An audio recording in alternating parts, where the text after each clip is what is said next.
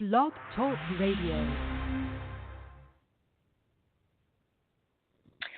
Hello, everybody, and welcome to this week's Kundalini Conversations on Blog Talk Radio.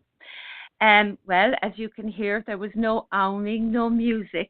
This is Suntara, and Chrism said that if he couldn't make it to the start of the show, I was to begin the show, and that he would hopefully phone in as soon as he possibly could. So as I'm speaking with you here, I will be watching the studio phones for when Chrism phones in. I'll be keeping an eye too on the chat room, because please feel free to comment or ask questions. So I'll be watching in case you're posting anything there. And if anyone listening in the studio on their phones, if they want to ask a question, and it's quiet there at the moment, but if anybody wants to ask a question, just press the number 1 on your keypad, and a question mark icon pops up here in the studio, and I will know that you want to come on air, that you want to contribute. So I just want to say thank you in advance for patience, because I might not get to you straight away. So, okay, I'm not being allowed to tap dance this week because Chrism told me that this might happen, and he instructed that I was to speak about, to speak on the topic of ego and how we can use reversals to overcome egoic thinking and behaviors. So those of you on Facebook today may have read a post I wrote there in the early hours of this morning on that topic. And so what I have decided to do is to read that script, and I'm just going to read it out, and well, then I will see, what will unfold from there. And what did I do with it? I actually, just before I came on air, I typed it out, guys. I didn't type it, but I actually copied it, and I have no idea. Okay, give me 2 seconds, and I'm going to go over to the group, and I will read it from there. This post is about ego reversals. Okay, so here we go. Okay. A means by which to educate ego away from its reactions to all of its triggers is to introduce reversals into ego's intimate sphere of expression. Ego reversal literally reverses ego's first reaction. So, for example, if ego reacts to a trigger with irritation, impatience, the reversal means the ego is made to witness calmness, tolerance, and patience, opposite things, in practical ways for that particular situation. Ego reversal forces ego to do the very opposite of what it was going to do. Now, this might sound easy, but it's not such an easy practice to begin. For once you even start to consider doing ego reversal as a practice, ego will not be so happy and will typically counsel you away from it being forced to change itself through reversals. However, if you can ignore ego, or if you do a reversal of that counsel, and if you do begin the practice, what can begin to unfold is amazing. And this includes ego realization of how it is ego itself that is setting the agenda for the reversal practice. And that's what I wrote today on the group. And so let me just check now. No, I don't see Chrism on yet. I see David at 5:05, and I see Joey at 6:51. I don't see others on yet. Okay, let me check the chat room. Okay, seems that, thank you, Manisha is hearing me. Okay, so that's what I wrote earlier today about ego reversal, and this is something that, Chrism has had me doing as a student for a while. So what I would like to do is, well, okay, sometimes we instantly know, or I instantly know when my ego is triggered. And that's the easy thing, when I respond out of anger, it's very obvious to me. If it's unjustified, or if I'm mean or nasty or impatient or inconsiderate, these sort of things. But other times, well, it's not so obvious that our ego has been triggered. For me and for all of us, really, ego has ultimately been controlling our thoughts and behaviors for decades. It's used to being in the driving seat. My ego is used to being in the driving seat. And, it even gets us sometimes to admire some of our responses and our reactions to triggers. We can even label them as positive through our ego thinking. We can say things like, oh, I was very passionate about that, or I defended myself well there, when in truth, we may have defended ourselves by verbally lashing out and attacking the other person. So in the context of Chrism's teachings about ego reversal, it's not just about using reversals for those big issues, the obvious ego reactions. Chrism strongly suggests that we begin to apply ego reversals all the time to our ego. And this is something that, may not be so obvious to us, So I'm just going to check once more, guys. I'm sorry for being a little bit... Cole. Okay. Hi, Cole. You're very welcome. I'm starting the show. Chrism hopefully will be joining us shortly. I'm going over now and I'm checking the studio. 952 is Rosemary. Hi, Rosemary. I'm not going to go on yet to you there, but I just want you to know that Chrism, glad you're here. Chrism will be joining us hopefully shortly. So I'm talking about the ego and ego reversals. And okay, so where was I? Okay, so I'm talking about the not so obvious things, how we can begin to look at ego reversals as a strategy, how we can begin to, insert that into our everyday living, not just the big ego reactions, although it's very good to do it then. In the context of Kundalini, it's good to start using ego reversals throughout our day. So, there are times when ego can, appear, ego can be very nurturing of itself and kind to the self and self-validating. It can do things that make ego feel important, and that validates its existence and how it is with us through the day. Things that give ego a boost, ego can try to, things that will place ego above other people. So I want to give an example, and I was thinking of this before I came on air just a while ago, and I'm going to use the example of an ice cream cone, Now, an ice cream cone is very trivial, guys.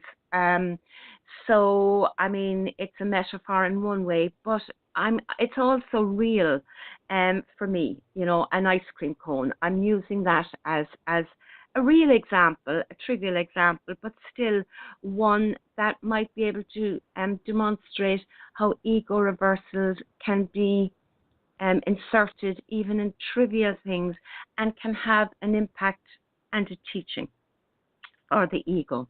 And excuse me as well if my throat, I'm still having some issues there with my thyroid vocal cords since the operation. Okay, so let's say I'm passing a shop, okay, and I get the urge to buy an ice cream, which happens often. Ego, my past life, my conditioning, I like the sweet. Ego likes the sweet aspect. For me, I've had this lifelong addiction to sugar. So using that metaphor, I really have had it. And at various times in my life, this has expanded. This addiction has actually, grown into sugar gluttony, really. sugar porn. And, you can transfer that into, maybe that's not relevant for you, but maybe there's things that you can relate that to in your life, So the ice cream feeds, that which is actually not good for me. Okay, it's damaging my body. It's sort of feeding an appetite that is greater than the appetite I have for sugar.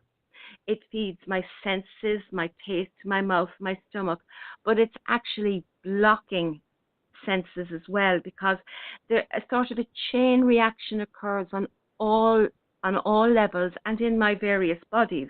Like I'll get a sugar rush, I'll get a sugar low, I might get tired after eating the ice cream because of the chain reaction within my body. And this then has a further impact throughout my day, on what I was planning. Um, so, and there's lots more. But so there I am, the urge comes to get the ice cream. And because, I know all of this already through I know all of this about the ice cream when the ego says, go and get this ice cream. Because I've committed to practicing reversals, I'm going to not get that ice cream, haven't I? I'm going to walk right past that shop. So, so that's what I do. And, okay, so what has happened there? I've done the reversal, and I might actually feel good about that, at least initially. There's various things that can occur after you've done a reversal, and feeling good about doing it can be part of the process, and there's some ego in that as well. I'm feeling good. I didn't do that. I did the reversal of what I was being prompted to do. But sometime later, at some stage, the ego will offer me another opportunity, another situation. And sometimes it can even push stronger or add something. Like it might say to me, you were really good that time. You didn't have that huge ice cream. So, see the shop up there, go in and get a small bar of chocolate. You were really good. You were really good. You resisted earlier. And so the ego thinking on this matter, intensifies or amplifies the ego urge to do something that really is not good for me. And it's very easy to give in because it's offered me a second layer of why it's okay this time. Again, now understanding that I'm using these as metaphors. Don't take the ice cream metaphor too literally, although that also is part of it. So once we have actually put in place a reversal, that of itself, what is that noise? Okay, that of itself can be a catalyst to other things happening, such as I just described. When a second, we say temptation, or a second, push happens to do something, and there are other things as well, that can happen. But I can't cover all of them immediately. I suppose, actually, let me just check the chat room again. Okay, I see there's a question, and I'm not even going to read it, guys, but I will come back to it. I'm looking at the chat room. Okay, so Chrism still is not there. I've got Joey, I've got Rosemary, and I've got David. At any point, guys, remember you can press the number 1 and I will see you. And like the chat room, I will come to you soon. I'll probably suddenly dry up here. I want people. This is your show anyway. I'd really like if people contributed as well. I suppose, I just want to look a little bit as well at maybe the dynamic between my ego and my higher self, that aspect of me. For me, over the years, I've come to understand that I'm not at war with my ego. We're not in battle. When I'm doing ego reversals, this isn't about battling my ego. When I used to think like that, God, ego had so many strategy, guys. I mean, I didn't understand it at the time. But the only outcome to a war really is that there's one winner and one loser. That's inevitable. Ego will never want to lose. And so I'm not at war with my ego now. So I would suggest that you don't think of it like that. You're not trying to kill the ego. You're not at war with it. You will never, ever, ever really kill the ego. So that's, and Chrism teaches that. And my ego certainly isn't dead, but what I'm seeking to do is retrain and re-educate it. Because I came to understand, over the years as well, and more particularly recently, how ego began to develop when I was very little, obviously, and I'm stating the obvious, but, when I was a kid, when you were a kid. And the reason it began to develop really was to help me survive, to help you survive, in order that we could develop. We were given, we learned strategies and behaviors that would get our needs met, that would help us survive. And then as we grew, these strategies and these behaviors and this way of being, our psychology really became part of how we were able to get love for ourselves, how we were able to, as best as we could, be accepted and validated, and all those things that affirm our survival and our acceptance and our love. And I mean, I think it's fair to say, and what I'm saying are my own experiences and my own processing. So, what I would be saying is that ego, I think, ultimately is to look after us. That's help us with our survival, and it's been really good in doing that, right? Because we're all here. And I don't just mean physically, I'm talking about our other bodies as well. It helps with that too. It helps us. But the thing about it is that it's really badly informed, on the best ways to do that. It kind of goes in there with a very narrow agenda, I suppose. Ego and ego wants that to control, because when it doesn't have control, it feels like it's dying. It really does, and it wants to survive. And that's why if we place ourselves, I feel, into battle or into war with ego, we're really setting the stage for a very difficult time. So you might be saying, but, isn't that what you're doing when you decide to do ego reversal? And I'm not doing that. I'm actually seeing it as a way to teach my ego a new way of being, showing it that it can survive and thrive when we force it to do the ego reversals.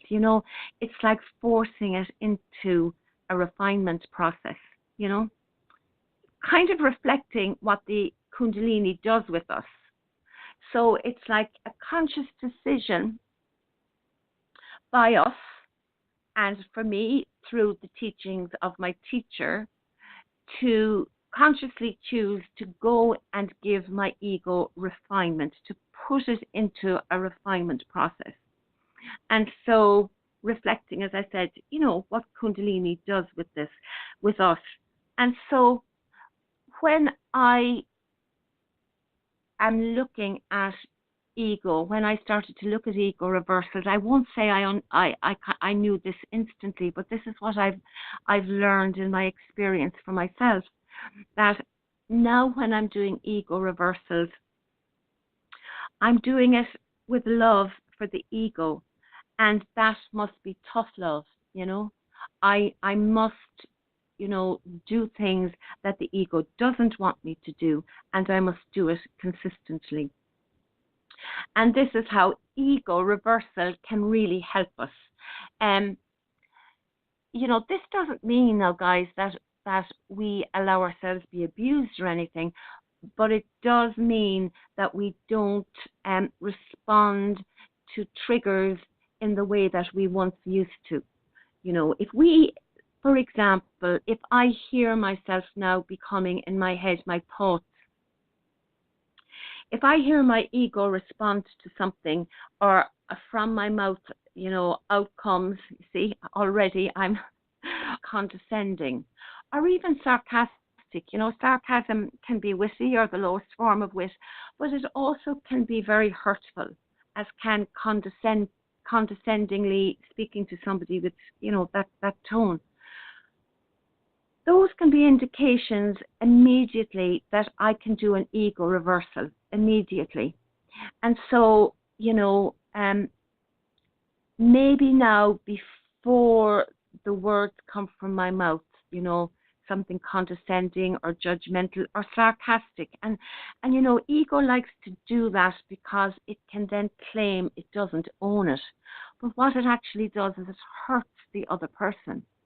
And we really, you know, I've needed anyway, in the context of my Kundalini process, to start to own those things that my ego would seek for me to not own, you know. So if I'm being condescending, I am, you know, and I'm being nasty.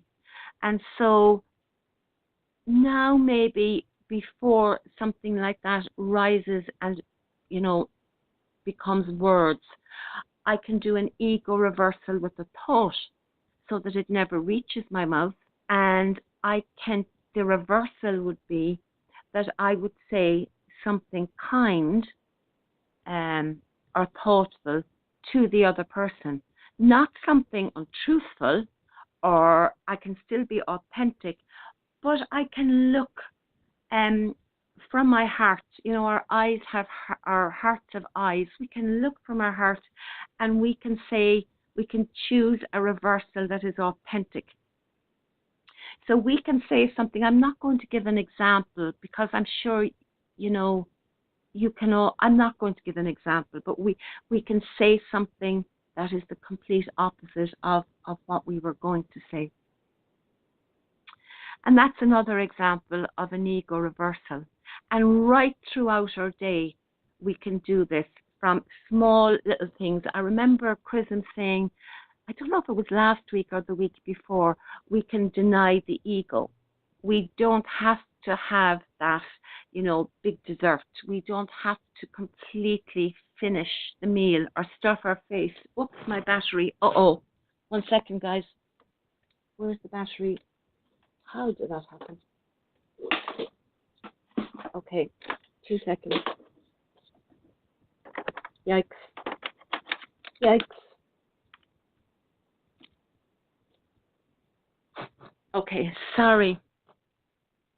Everything is fine. Okay. So we don't have to, my train of thought is completely gone. Okay, it's gone. I have no idea what I was saying. Okay, so let me go to the chat room. Yes, there are some questions there. I'll be back to you now straight away, guys. I'm going over to the studio. No sign of Chrism. Okay. Chrism is traveling, and that always creates a difficulty with Blog Talk. My gosh, we have gone to the most outrageous places to try and get internet, because Chrism doesn't have, you know, unlimited data or anything like that.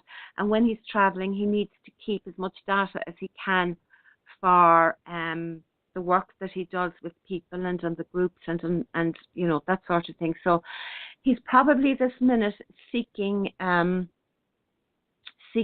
somewhere that he can go and get click into the internet.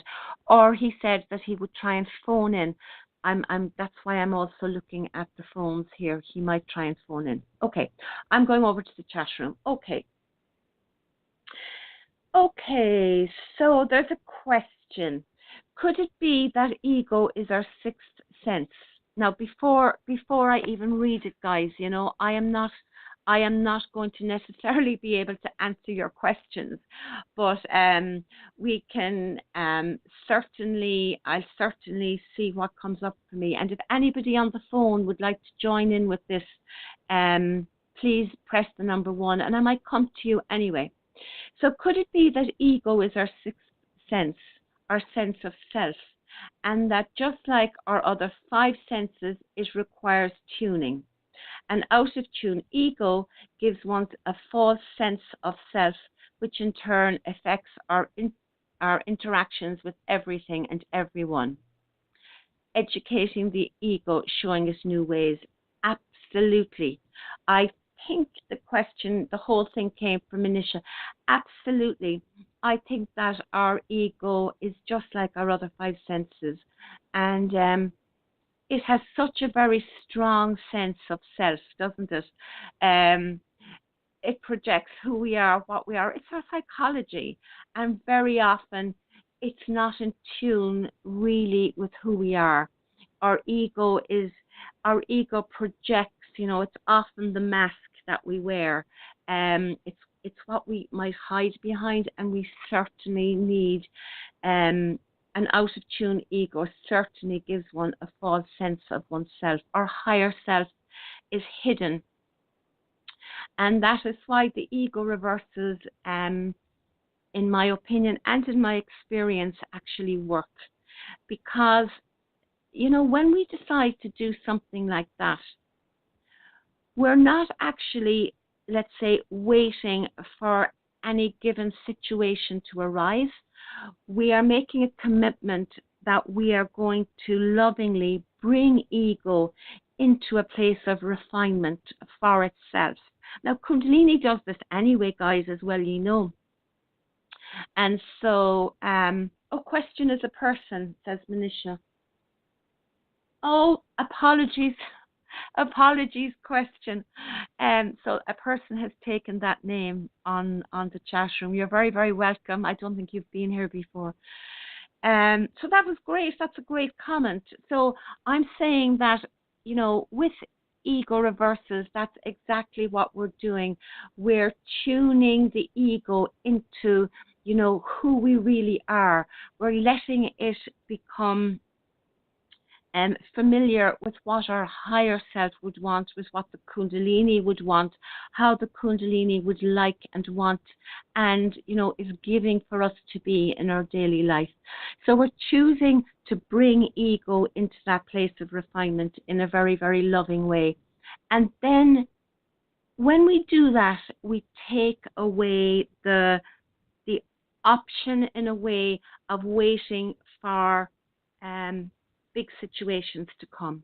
We're practicing it in little ways, in smaller ways throughout the day, in the ways, oh yes, that I was speaking of, where Chrism says we deny the ego in various ways. That's also a practice, you know, a form of reversal. Okay, so Wu-wei, Chinese, literally non-doing, is an important, and this is from question as well, thank you question, is an important concept of Taoism and means natural action, or in other words, action that does not involve struggle or excessive effort. Wu-wei, which I am possibly pronouncing incorrectly, is the cultivation of a mental state in which our actions are quite effortlessly in alignment with the flow of life.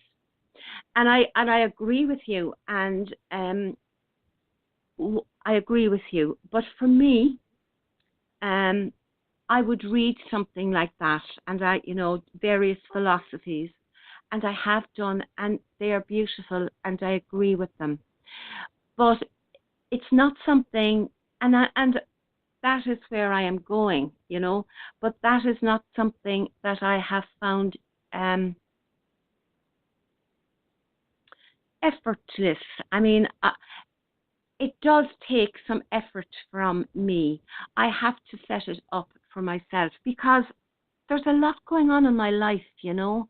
I'm not living in a vacuum. I'm not living in a situation where I have triggers going morning, noon, and night, you know. And I would have had quite a strong ego, which I'm very grateful for, on one level, and many of us do. And it can take a while for us to move into that place. We have to retrain it, so that we do become in alignment with the flow of life. And for me, you know, I have periods of time where that is actually the case, you know, that is actually the case. And so I agree with you, question. I agree with you. Maybe you'd like to say how that is for you, how you have, is this how you are living your life? Because it would be lovely to hear that. And how did this come about for you? If you'd like to say a few words about that, if you wish. Thank you very much. Those are great points that you're making. Manisha is asking, is Chrism traveling? And then she goes, yes, Chrism is traveling. So, okay. Manisha says, we divert it when we do something that baffles it. Yes, we do. We do divert it, and that's a good strategy too. I had a quick look. I haven't really been on the groups today. Wednesday is a very busy day for me, but I had a quick look, and somebody mentioned. Maybe I'll see if I can read it there. 2 seconds, guys. Somebody said, I find it amusing to watch myself trying to react with passion. And somebody else, I think, said earlier in the context now of ego reversals, you know, let me see. When you catch yourself doing it about 5% into it, it's boiling and hasn't quite overflowed into a reaction, and you change tact and you end up laughing and everyone thinks you're a little strange.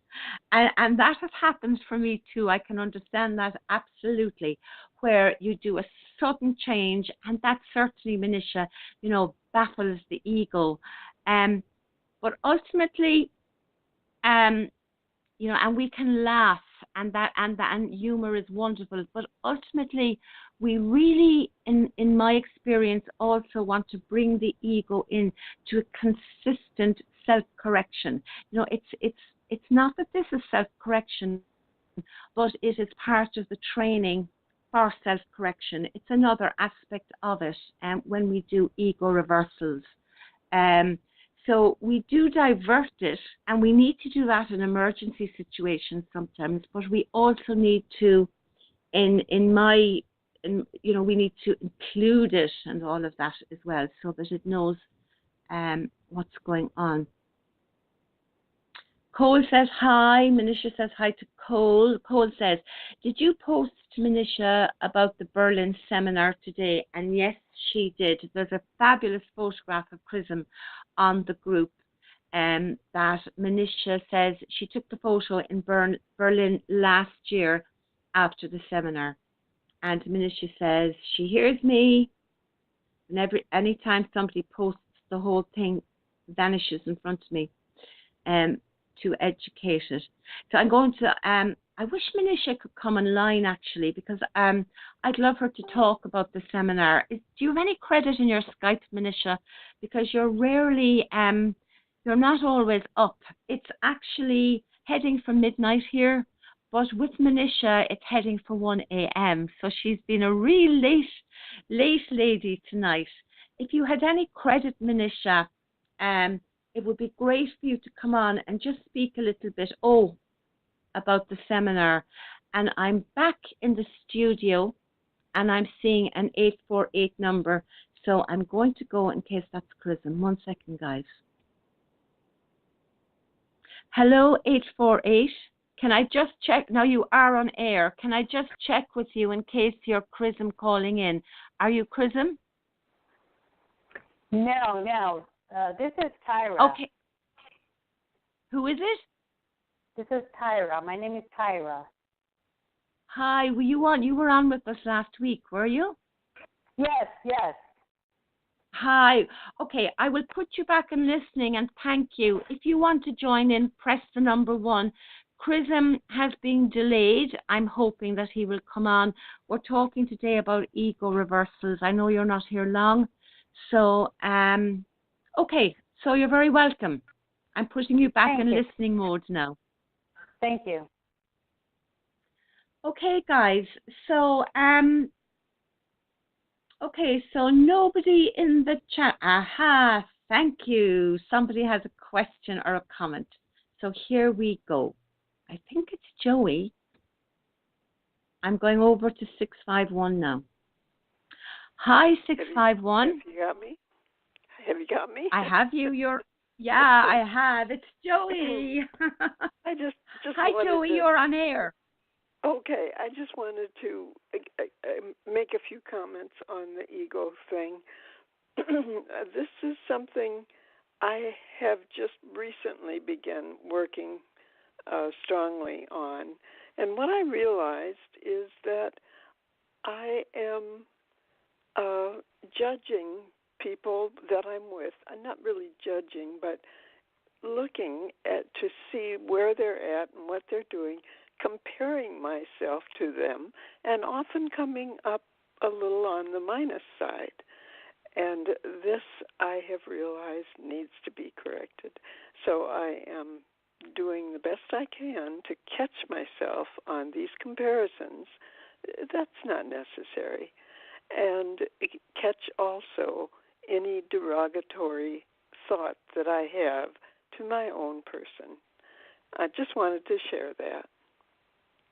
Oh, that is brilliant. That's perfect. That's a great example, Joey.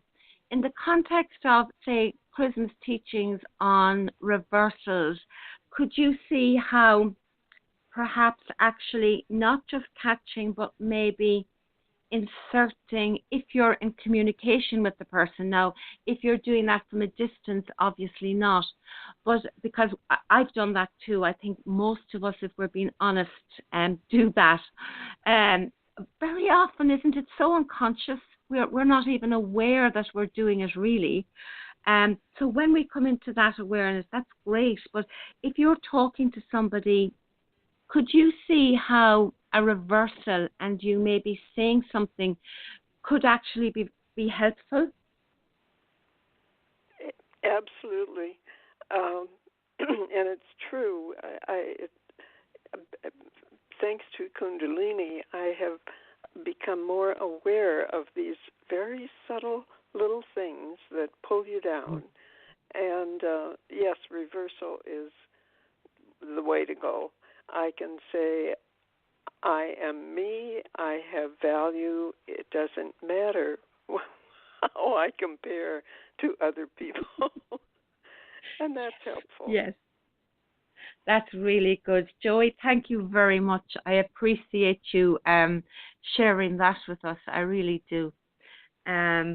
I met Joey. Can I say I met Joey and myself met in person. Joey's from Minnesota because and herself and Rosemary do a huge amount of work for Chrism's seminars, and they also do these wonderful, I'm watching the photographs of and Katie as well. I'm watching the photographs of Katie's group and on the seminars group where you do these expos, which you go, don't you, with and you set up a table. Will you tell us a little bit about that, Joey, and what you do? Would you mind? Oh, well, we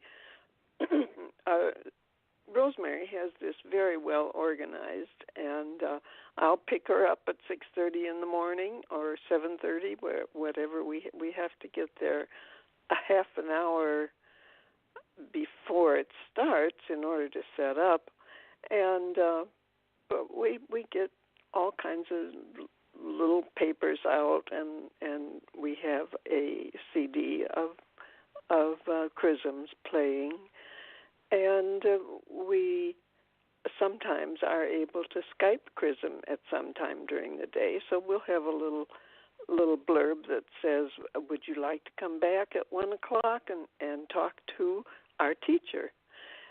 And we also tell, my opening line is always, are you familiar with the phrase Kundalini?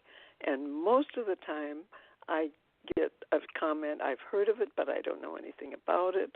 So that launches you into a description.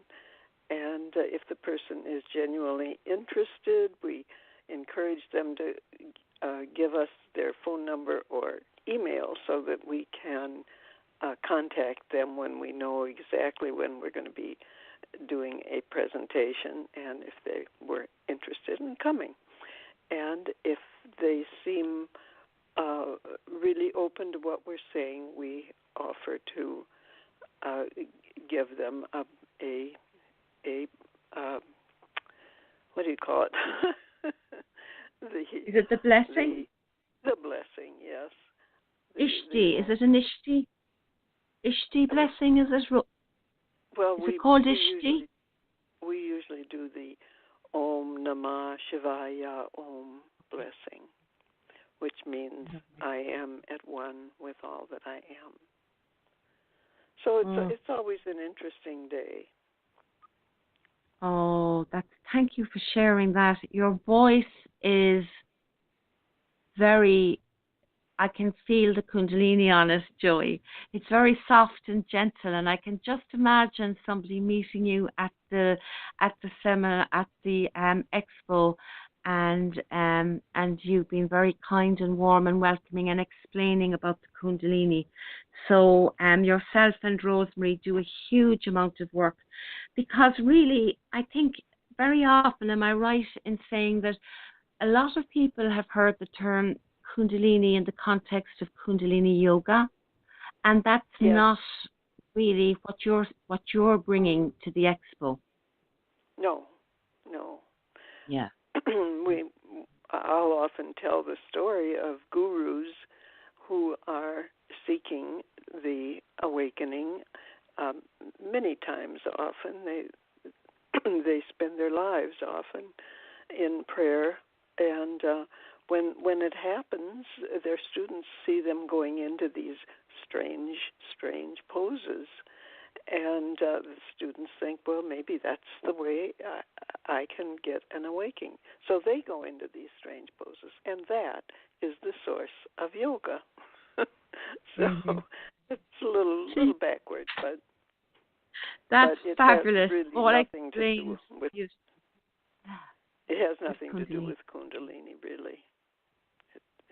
It's just a kind of copy of the poses that happen, and they're good. They're wonderful exercises.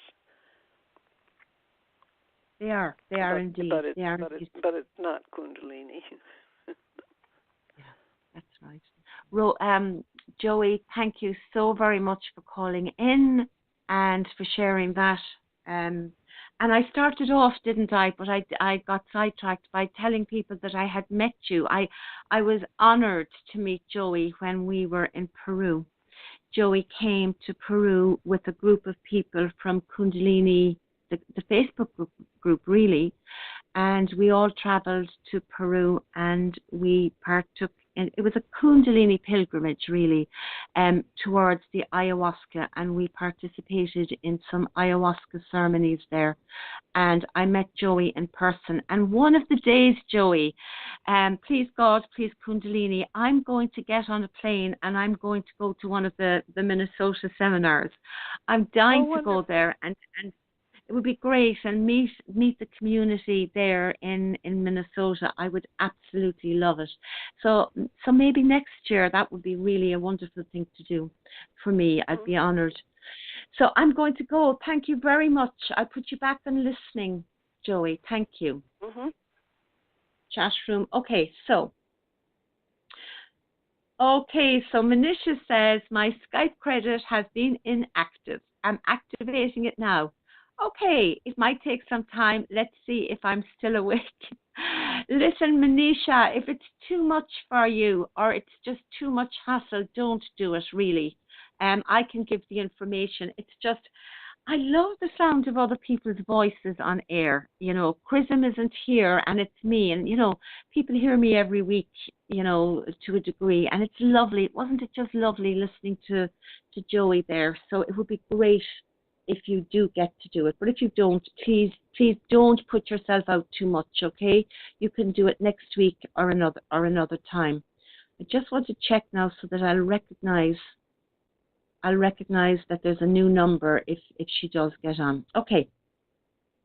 So there's another question or a comment. I have to scroll down again, and it is from Cole. Excuse me. Santara, how do you find balance with the ego and pride or accomplishments?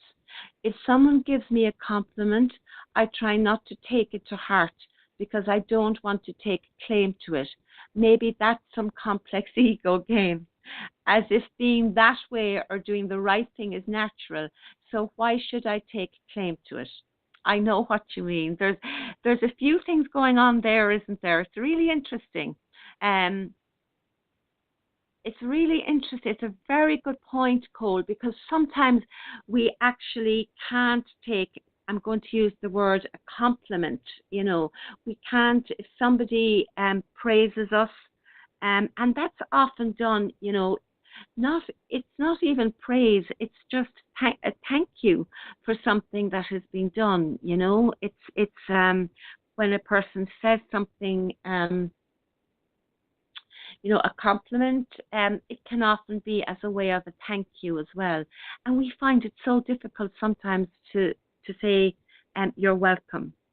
And so I know what you're saying, because ego can get very cocky, can't it? Ego, there's the potential there for pride and for, you know, all those things. So there is a fine line. But when we know that when we do something, like if we're giving service, for example, selfless service is what you're talking about there, about doing the right thing. So when we do something like that, we're not seeking to look for compliments. We're doing it with no intention of receiving any feedback. We're doing it for love, for service. But we have to watch ego, because ego will try and claim typically what it can, you know, because it self-validates itself and it would like to, and that's a form of self-aggrandizement that we hear Chrism speaking about all the time. You know, self-aggrandizement hides itself, God, in so many ways. I remember when Chrism used to say to me, you know, watch your self-aggrandizement, and I'd go, I don't self-aggrandize. Like, what are you talking about? But of course, you know, it's a little bit like what Rosemary said, or what Joey said there.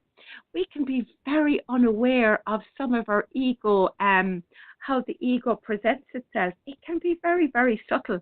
And so self-aggrandizement, you know, claiming pride in our accomplishments, it can be that way. So we have to watch that. And if we catch ourselves doing that, we just self-correct. But we also need to be able to say you're welcome from our heart, because a person is welcome, you know. It's like as well, you know, if we're doing something, you'd often hear, you know, let me give Chrism again as an example. You'll hear Chrism saying, you know, thank the Kundalini. It's the Kundalini with regard to healing or different things. It's the Kundalini. We need to be able to see that it's the Kundalini. It's our higher self too, in some respects, when we do these things, and that never, you know, that doesn't seek really any acknowledgement. If we begin to find ourselves seeking acknowledgement for what we've done, which is kind of related to what you're saying perhaps there, Cole, if we find ourselves seeking acknowledgement, well then, you know, that is ego. And we can not just self-correct, but we can do a reversal there. So if I do something, or if I know that I'm going to do something that is going to place me into a position of being acknowledged for something, to do a reversal would mean I then do a number of things where I tell nobody about it. Excuse me. So I don't speak about things that I do. I don't share it with anybody. I just do it. So the ego doesn't even get the opportunity to self-aggrandize or to take pride, because typically it'll take pride through external expression. Ego doesn't hold that quietly to itself. Typically, it's either talking to us, and telling us, and we will begin to hear that. So typically, that's not what, typically that's the case. So we can do reversals by doing activities where ego doesn't have any opportunity to do that. And if people are thankful for something, we need to be gracious as well.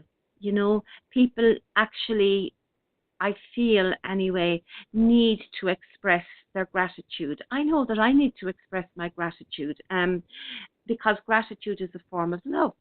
And so we need to allow people to express their gratitude if they have that need, and not place too much and just allow them to do that.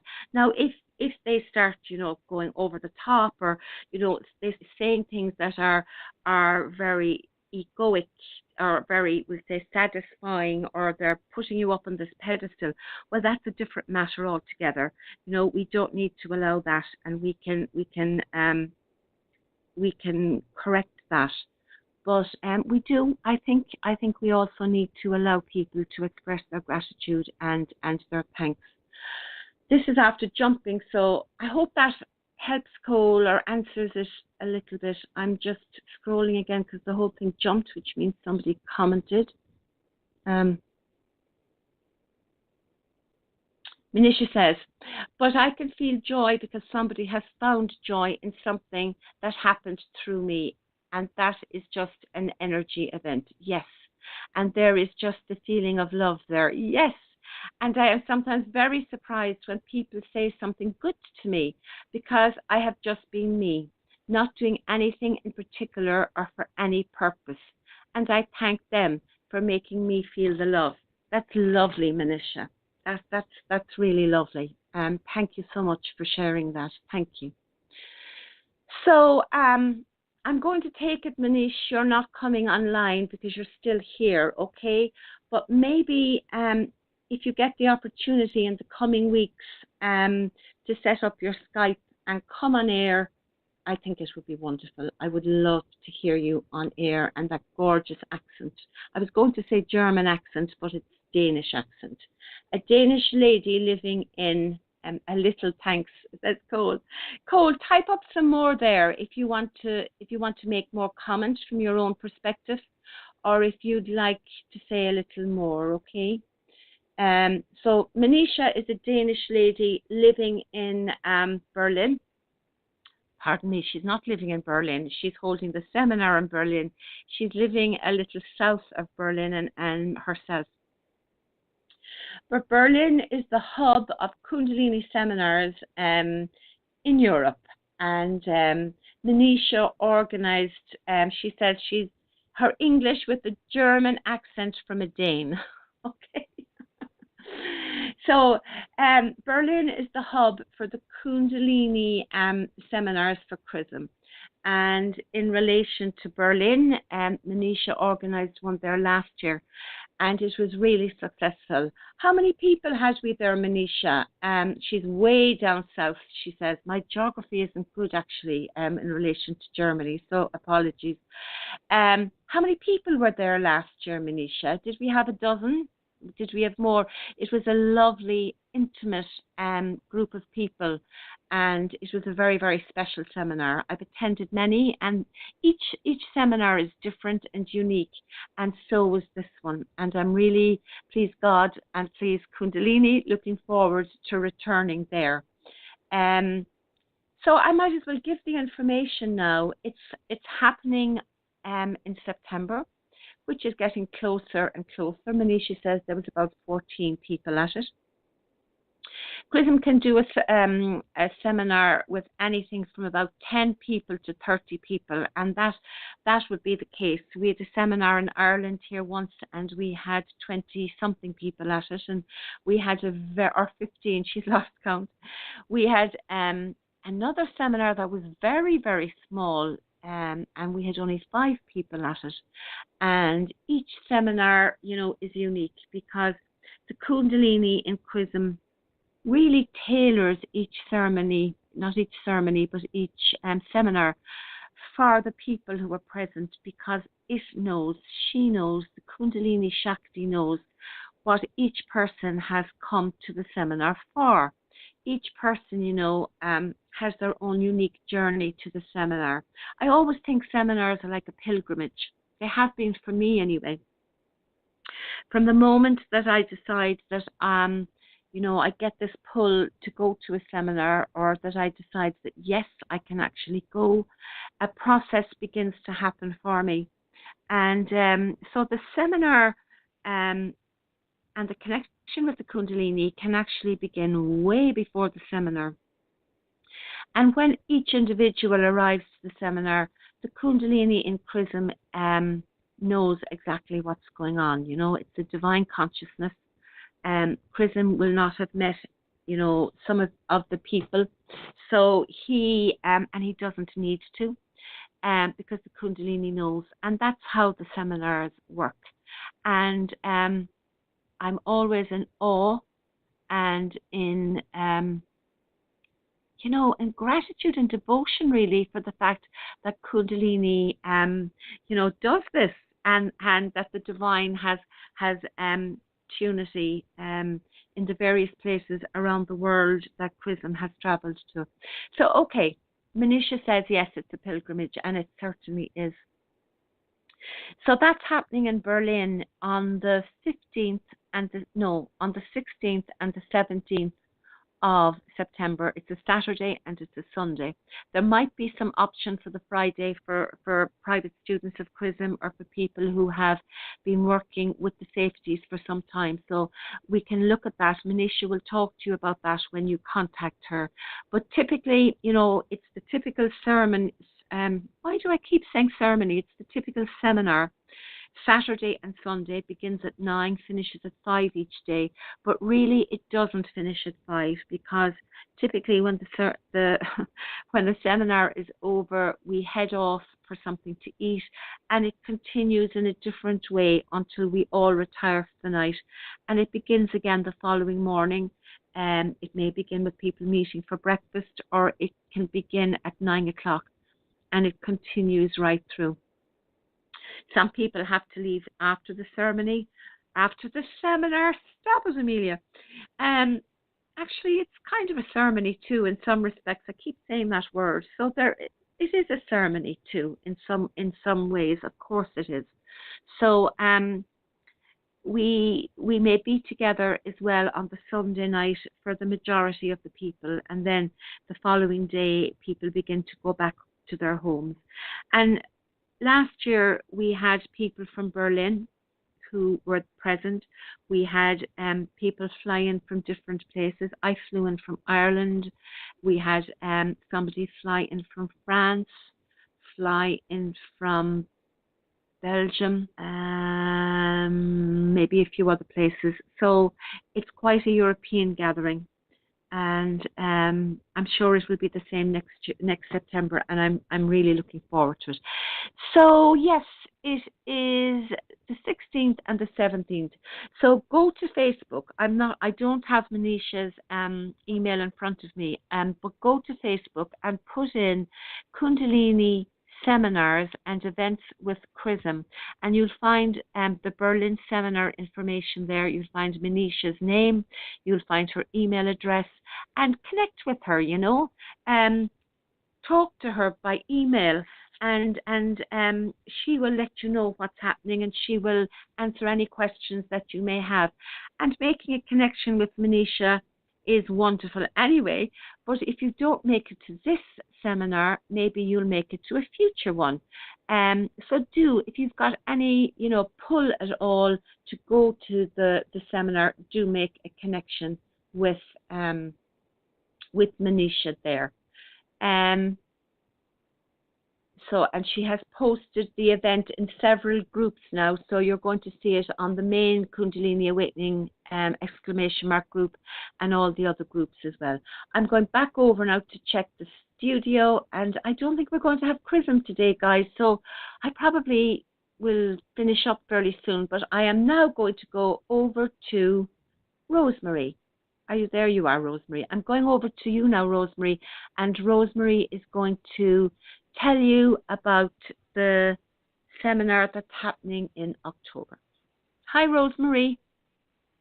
Hi, Santara, and very nice to hear your voice. Thank you for coming to bat for us and being there. We are present to each other and present to you, and as well sending blessings to our teacher wherever he is. And thank you. Thank you. You're very welcome. You're very welcome. And loved hearing about the September seminar, and we are in October, which about a month, 5 or 6 weeks there, October 28th and 29th, and it's going to be in a town south of the Twin Cities, but easily reached from there, about an hour's drive, and we'll have people being part of the transporting people.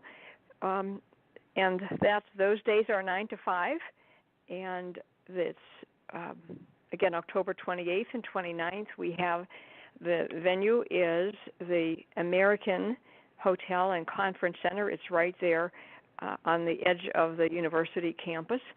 Very, very lovely people and very warm and welcoming when we went to visit. Joey and I went to visit them. And my information is rosemaryg@usinternet.com, and my phone number 651-329-9615. And I love talking about this, what Joey was saying. That's really what we do with people. And this is something, when you were talking, Santara, there's something that I do, and I wouldn't be surprised if it has a shade of addiction in there. But I know that when I stop whatever I'm doing or with someone, and I can see in my heart some gift of theirs, some trait, some kindness or something, it just lifts my own heart. It's very powerful, and that's where I enjoy the expos. But there's a gal where I work out, and she's working really hard for her mother to keep her mother in her home where her mother would like, but she is not getting that support from her siblings, and actually some harsh treatment. And as I was leaving, I was aware of this, and I just went over to her and hugged her and said, which is so true, what a good person she is. And in that second, as I leave, I am lifted.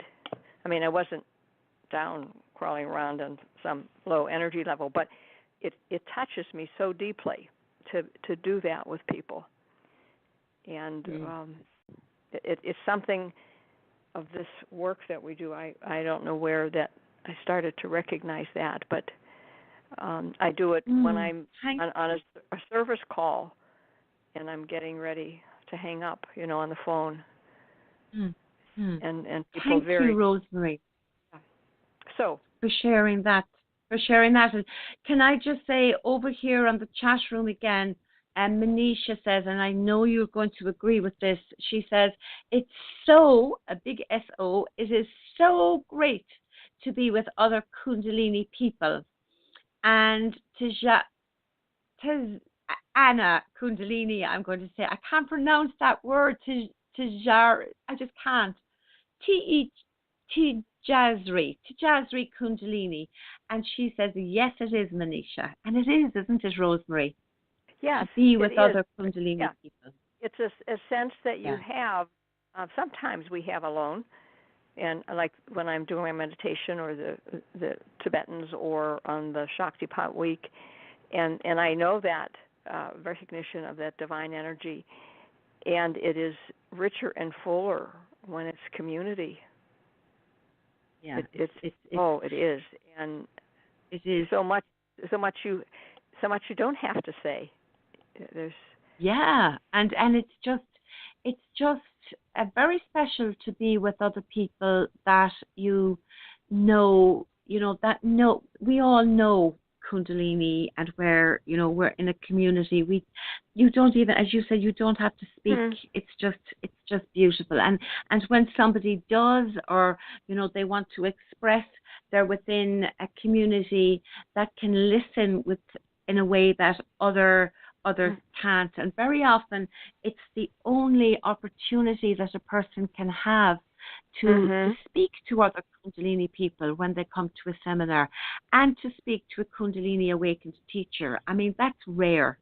That's a very, very rare thing. And maybe we don't emphasize that enough, that Chrism's experience of the Kundalini and the Kundalini process, of course, but to be in the presence of somebody with Kundalini awakened as he has is very, very special. Is very, very special. And again, so guys, if you're over there in the USA, I think Minnesota geographically placed well for people living in Canada as well.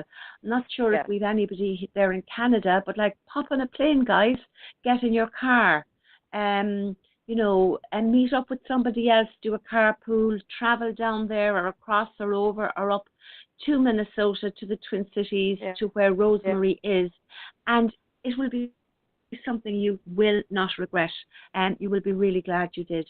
So, Rosemary, thank you very, very much. Thank you, Amelia Santara. Thank you, and thank you all listeners. Putting you back in the blue, guys. Wherever Chrism is, I'm looking at 5:05. David, do you want to join in? I'm not going to, if I see a question mark coming up there, I will go to you. If not, I won't. Maybe you don't want to say anything, or you've got nothing, you don't want to. But anytime you've come on, it's been lovely to hear you. So if you do want to come on, please feel free to press that number 1 button, and I will go over to you. And the same with 848 there. I loved listening to you as well the last time you were on. So if you want to talk about anything, it doesn't have to be ego reversals or that aspect. If there's anything that you'd like to share or speak of, feel free. Okay, so here we go. Yay! Tell everybody your name again, because my head is like, 848, you're on. You're live. Hi. Hello, everyone. It's a pleasure to be with you guys and listen to your experiences. I'm kind of a beginner. I just want to ask you this.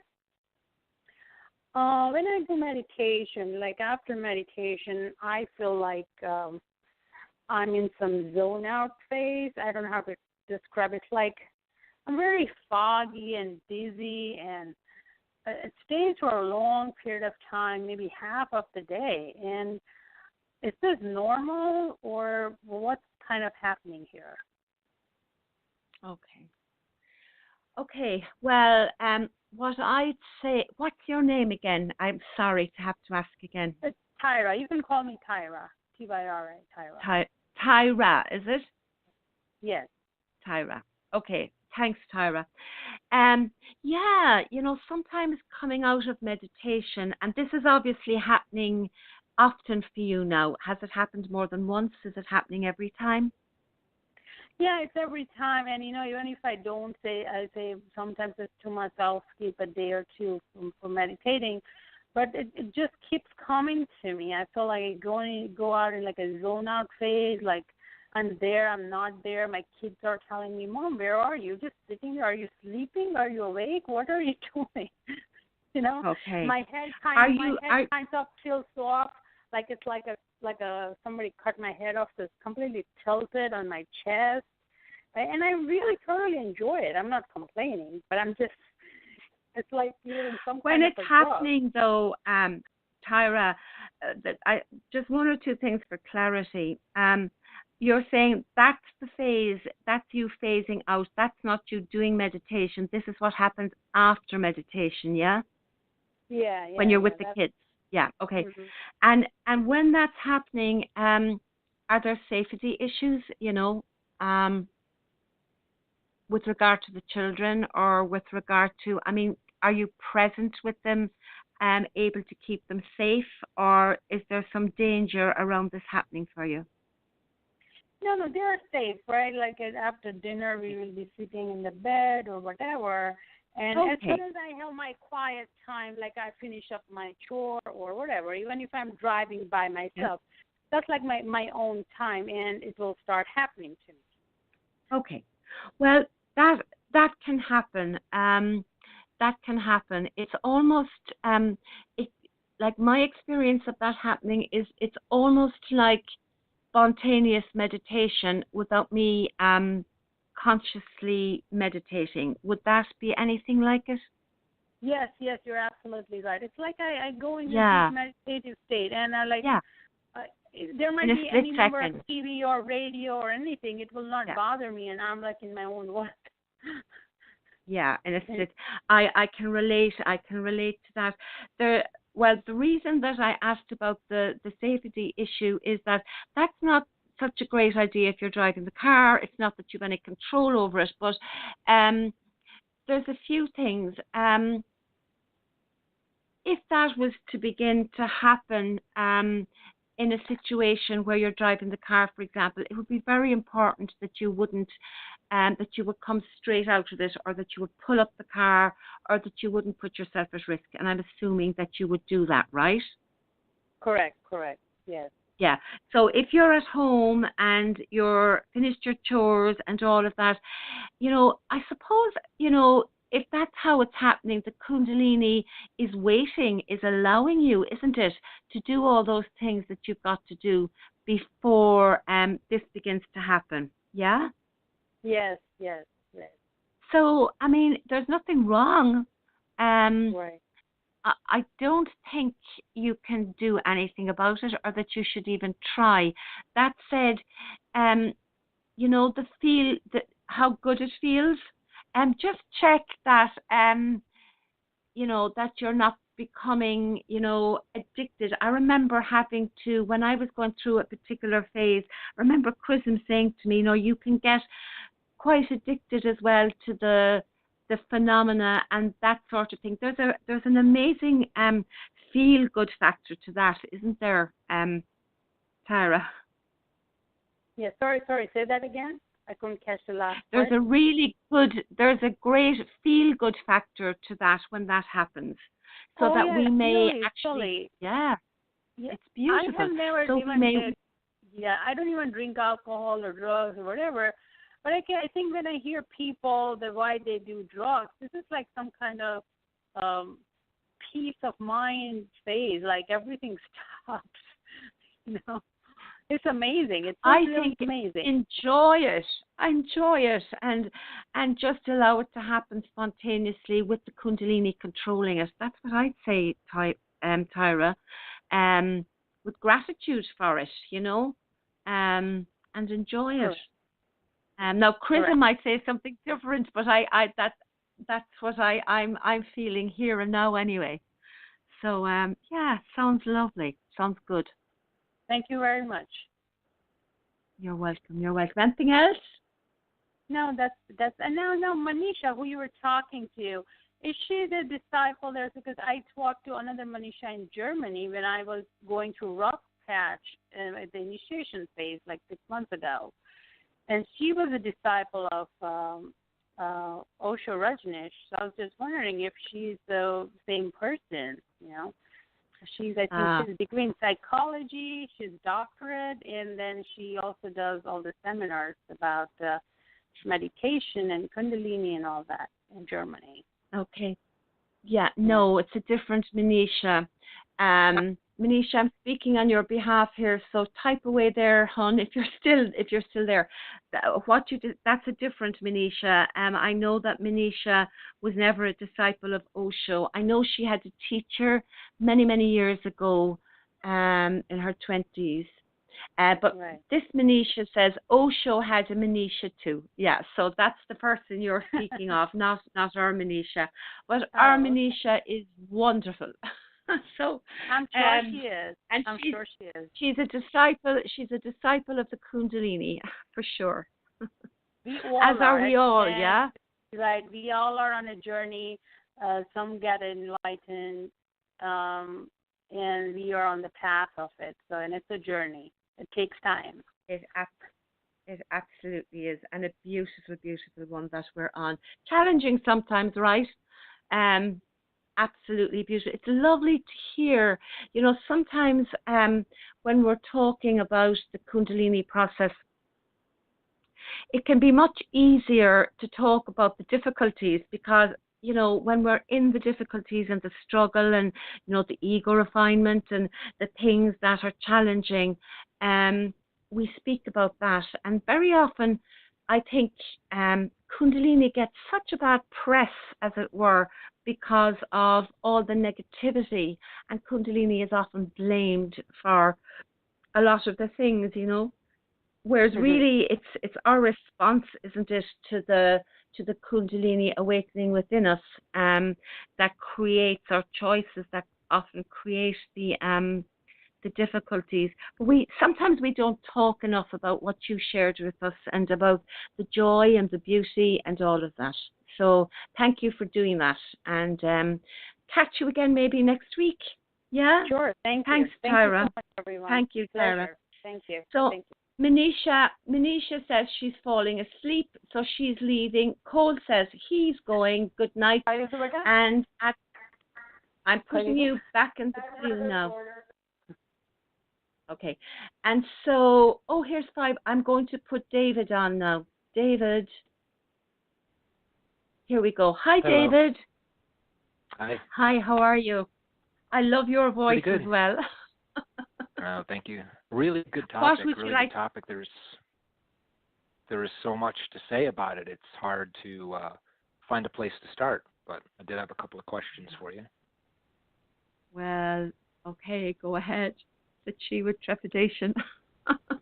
Well, this one's Go on, specifically David. for you. I've been listening in the archives for some time about you talking about the practice of devotion, and that's always eluded me. And I was wondering, how do you shift from an ego-centered life to devotion without it being fake? Is it something that just takes practice? Because, I mean, at the initial stages of practicing the safeties and the beginning of the ego refinement process, is that too big of a leap to just jump into devotion? Okay, great question, actually. Okay, so I'm going to answer that because you sort of said it was for me particularly, and because you've been watching and listening to some of the archives. Egocentric life, yeah, I would be still in that, David, you know, not ego-centered, but definitely ego. I wouldn't want it to be, but it is still very active with me, you know. So so that's going on as well as the devotion is going on. You know, the way all the different layers, it's so not linear, this process. It's so not linear that, okay, so I want to answer your question. Devotion for me personally, I was brought up a Catholic, reared in Ireland, Catholic, with a fairly, you know, strict Catholic upbringing really in my childhood. And I would have heard, I wouldn't have been aware of the rules and the dogma until I suppose I was 8 or 9. Then I became more aware of it. Before that, I would have listened to stories of Jesus, of angels, of saints, and it was wonderful to me. I can remember living in what could be, this world of make-believe on one level, but for me it was very real. And there was a lot of stuff going on in my childhood around that. That all changed then. I mean, I was in love with God when I was a very little child. But I was in love with God, God, like in the Catholic, I wasn't at that stage, the crucifixion and all that it wasn't. It was just God, with no dogma. And then that all changed, blah, blah, blah, blah, blah. But as well as that, when I was a little bit older, as in 10, 11 and 12, we would have had to go to what were actually called devotion in the church, or benediction and these kind of things. So I grew up with a lot of ceremony and a lot of forced prayer. We used to have a practice at home called the rosary, which are beads. And, you used to have to say so many Hail Marys, and we used to do that every night. Oh, my God, it used to drive me mad, David. And I was such resistance, and I would do everything to avoid it, And in our park where we lived, that was typical of every family. So I pretended I was in my friend's house, she'd pretend she was in my house, and we often got away with it, And so then I went into my teenage years, and the usual story, you reject and all that sort of thing. Yeah. But I was always seeking truth. So fast forward to, my struggle with the Catholic Church, my rejection, all of that sort of thing. And then the Kundalini, before I ever knew the name, leaving out all the activation stuff now, right? When I had the awakening event, that was extraordinary for me. It was a very devotional experience in a way, like it was emerging with God. And I had lived for many years with, I'm going to call it a fear of death, just to simplify it. And after that was completely gone. When you experience that, even when you are the pits afterwards and you do everything, and you screw up and you can never, that signature, that knowing is always with me. So then, that initial amazing kind of 2 weeks, we'll say, where my feet didn't touch the ground and I was actually in devotion and in all of that for those days, that passed. And what happened to me then is I went straight to hell because I thought I was abandoned, and all my old conditioning of the Catholic Church came back to me, and I thought I was possessed by the devil. So I suddenly realized, am I answering your question, or am I getting there, I wonder? I think I am. Yes, so yes, you are. What I'm saying to you really, David, is like that would be kind of my background until, and then that devil aspect, that all went away, and there's a big story there, and I won't even go into it. But when the Kundalini awakened again, and that's not the right phraseology, but when it became again active, I knew I had a choice. I could follow fear, or I could follow what the Kundalini was going to do with me. And so, and then Chrism, I was at that point in time when I was led immediately to Chrism. And so those three things, fear or love, and then the love was devotion and surrender. I always knew that. And then Chrism just affirmed all of those things for me. And so I would have, I was talking there with about spontaneous meditation in a way. I would have spontaneous devotion. I would just fall on my knees. I couldn't help it, with love and just absolute love and devotion for the divine that was within and without and all of that. And then the practices that I began, Chrism would have introduced some of them to me. And that was very interesting because an awful lot of my resistances then to devotion, my egoic responses that you're talking about there too, I think, started to conflict. And that was happening anyway because the spontaneous would only happen once in a while. So the actual practice of devotion is a little bit like what I was talking about today, about the conscious practice of ego reversal. I just made the decision that I was going to do it. And so I would set up a practice. One of my practices would have been the Tritaka, which would have been to do with Chrism's photograph as my teacher and as the physical representation of the Kundalini. And I would have had other ones as well that wouldn't have involved, anything with Chrism being my teacher. And I would have just made it part of my practice. So on a Monday, let's say, for example, it would have gone really, really well and it would have been a beautiful experience. On the Tuesday, my ego would be going, are you for real? This is absurd. And all my conditioning would come in talking to me, David. And so the choice then is to stop it or not. And so, you have to, or I have had to go through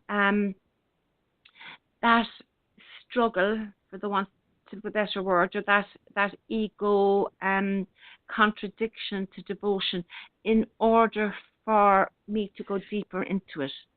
Because each time you don't back away and you go further into it, it opens up, grace opens up, or opened up for me, and I connected more and more with the divine within myself and the Kundalini. And so, and that then enables and helps, again, it's not linear. And so so does that answer it a bit? Yeah. So rather than go to war with the ego, you kind of treat it like an entity and step back and just don't really listen to it. Try to retrain it. And the ego reversal kind of sounds like what is it? I just blanked out. Can relate what you to that. use for entities to completely reverse what they're trying to get you to do. Is it the cauldron of reversal, or the crucible of reversal? That's right. Crucible of reversal, that Chrism calls it. That's right, David. And I'm actually having, you probably know because you're on every week, I'm having entity, a particularly difficult entity thing at the moment, which, it's not happening now, but and over the years there would have been some intrusions from entity, and the crucible of reversal was essential for me, and that is ego reversal. I remember at one time a couple of years ago when I was having an entity intrusion, I stopped. Even it wasn't as vocal or as obvious, let's say, as it is now at the moment. And I stopped differentiating between ego and entity at that point. And I did use the ego reversal, or the ego, what's it called? I'm blanking now. The crucible of reversal. Without having to even consider what it was that was, with, in inverted commas, attacking me or seeking for me to do something that was away from the path that my Kundalini and my Kundalini's agenda. I just stopped labeling it entity or entity. It was like a one thing, and that was helpful to me for a time as well. So the entity, the reversals that I'm talking about today with ego in a practical way is exactly like the crucible of reversal. The crucible of reversal, though, would be more for specific, very specific things. Do you know what I mean? Would be more for bigger. Whereas the reversals would be something that maybe we can introduce on a more consistent basis. What do you feel about not going to war? What are your thoughts on that? Well, going to war, really weakens you. It doesn't really do any good. It's kind of part of your fight and flight response, and it actually makes you less present, less conscious, and less able to be present for the Kundalini to work through you, and is really not the way to go. I kind of learned that the hard way. I've done both. Learning things the hard way is, do you think we all have to go through learning things the hard way? I mean, I think we can help each other, and certainly, listening to other people, and Chrism has certainly, I feel, shortened my having to do everything the hard way. But I think there's no escaping it. What do you think? Yeah, I think in some areas people do. I mean, whether it's karma or whether it's just severe ego resistance, I think some things do, for sure, have to be learned the hard way. Hopefully not everything, but... I agree. I agree. There are aspects of that equation that really have to be reduced to the lowest common denominator. And, as Chrism said in one of his episodes, you really need to be ground down by the boot heel of the Shakti. Sometimes that has to happen. Say that again, slowly now. You have to be ground down by the boot heel of the Kundalini, by the Shakti, as Chrism would say. Oh, very good. Yeah, you do. Yeah.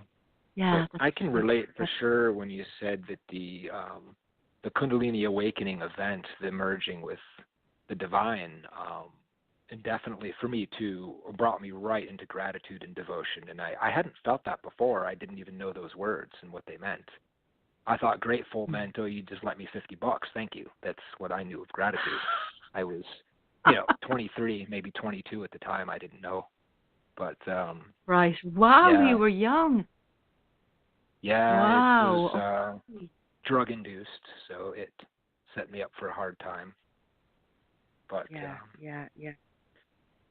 so all these years later, I'm getting into the practice of devotion and looking where to start without my ego derailing me every step of the way. And yeah, you're right, it's definitely not a linear process, that's for sure. Oh, it's so not. I've heard Chrism, I think, says it's a vertical process. And I mean that connects in as well, of course, with the 5 Tibetans being a vertical form of yoga and all. It is a vertical process, really, isn't it? As below, so above, and as within, so without, I think. But it's like nothing you can really describe, is it? I mean, in terms of the process itself and the experiences, we can but take aspects of it and look at it. But everything is so, and we have to do that. I mean, there's no other way of living with it, really, but to do that. But also the experience is so beyond our ability, isn't it, to describe it, and yet we know it. Does that make sense? Yeah, for sure. It absolutely. I mean, it's experienced through every part of your being, including the ego. It's just burns right through all the 5 bodies of expression. Yeah, for sure. Yeah, absolutely. And that's why we need to include the ego, and not exclude the ego. We include it. I like that, actually, what you just said. We need to include it in the process and bring it in. Okay, David. Is there anything else you'd like to share? This is lovely. Yeah, well, that's about it. Okay. Well, an hour and a half. That's not bad going. So I think I will bring it to a close. So I'm going to put you in the blue, David, and thank you very much. Okay. So I'm going to close the show, guys. I'll just finish off by giving you the websites you can go to if you'd like to make a donation and you're in a position to do that. I would encourage you to do it if you're in a position to do it, because donations are needed. They're gratefully received. You know yourself, Chrism doesn't ask for donations. He doesn't donations for all the work that he does.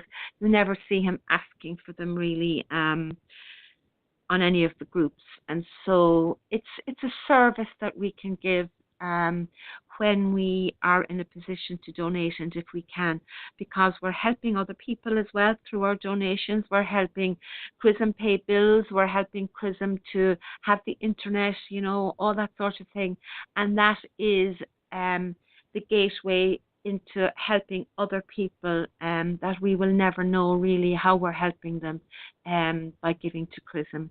And that's a service to the Kundalini and a service to our fellow Kundalini brothers and sisters. So you can go to www.kundalinisafeties.com, or you can go to www.chrism-kundalini.blogspot.com, and you will see a donate button in one, and if the donate button isn't on the Safeties, you scroll down to the end of the page and you'll see in small print how to make a donation, and click on that, and it's a very easy thing to do.